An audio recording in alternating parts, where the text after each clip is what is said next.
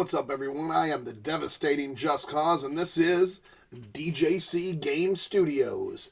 You're tuned into part 2 of Oddball Names and Electronic Games. Let's continue on.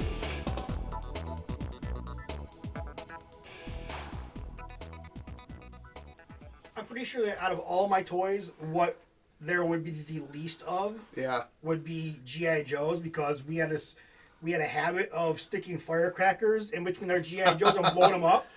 It's like we'd have like real wars. Or BB gun on the fence with the G.I. Joes. And then it's like, oh, my Cobra Commander's blown up, and Mom would be like, and it's like, another one! You know, so yeah, it's one of those things where, I'm pretty sure. I would love your Star Wars collection. Sounds like that would be something to check out. Now, do you have original ones like the original Kenner? No, I don't have any of those. Okay. Unless if those are up in the attic. But I think that those toys came out too early for my parents to go. I never buy a couple of right, and do you even know those would be worth anything? You know, at that point. Well, when the original Star Wars toys came out from Kenner, they were one of those things where Kenner didn't even, or the movie studio didn't even want to get any money from the toys because they thought that was a ridiculous thing. Who would want to buy toys for a movie? Right. And so George Lucas just cleaned up on those because it was a hit. So insane. And I just, oh wow. Now you have a Sega Master System still in box, right? Yep, I do. Have you opened it up at all? Or is it sealed box? Oh, it's still amazing. Sealed. And what games do you have for that? I don't have any. I have the Master System, and I don't even think a game came with it. But that game I actually bought from Japan, so it was shipped over from Japan in the box. And a few years ago, I decided I wanted to buy all the Sega systems. Yeah. So that was the first one I bought. But since then, the person that was selling them, that connection is now gone. It's been severed. So I can't contact them and be you like, still want to do like a Mega Drive and a Genesis? Like you want Japan and... No, I want the American versions of them. But so you're going to do like a Sega Genesis, Sega Saturn, Sega Dreamcast. Dreamcast was my favorite. That was. I love the Dreamcast. There's a ton of fans of Dreamcast out there.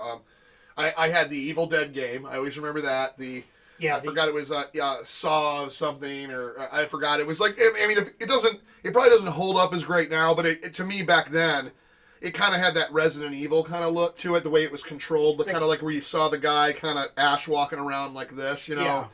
And then I had Royal Rumble, WWF. There was Sega GT, and then there was the Crazy Taxi games 1 and 2. Oh, Crazy Taxi, yeah. And then a whole bunch of like what would be considered today manga type games, because it was. They weren't really selling that much in the U.S., so they kind of just like imported games from Japan. So there's a lot of games for it that are more or less for the Japanese market. Now, do you have an NES still?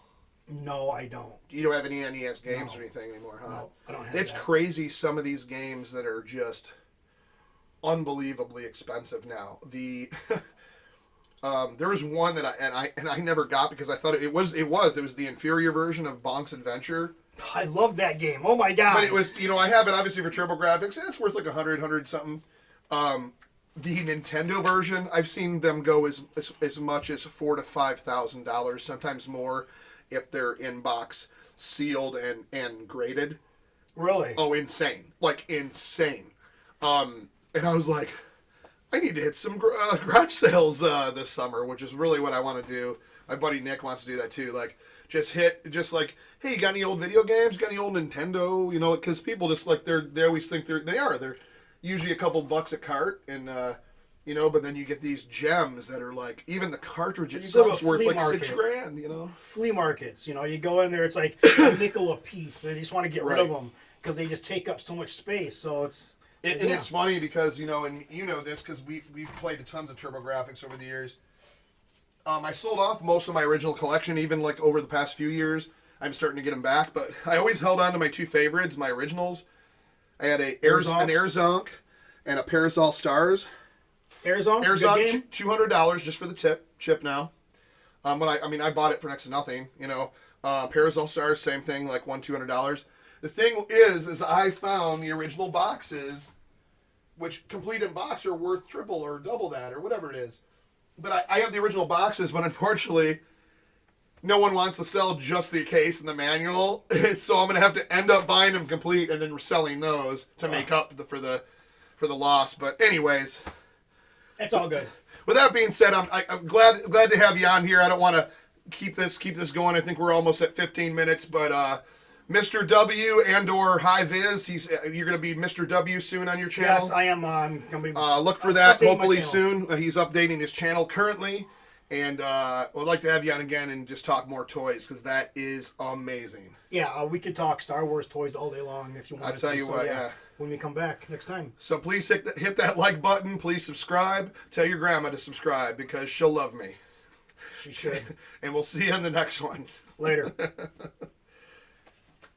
Awesome.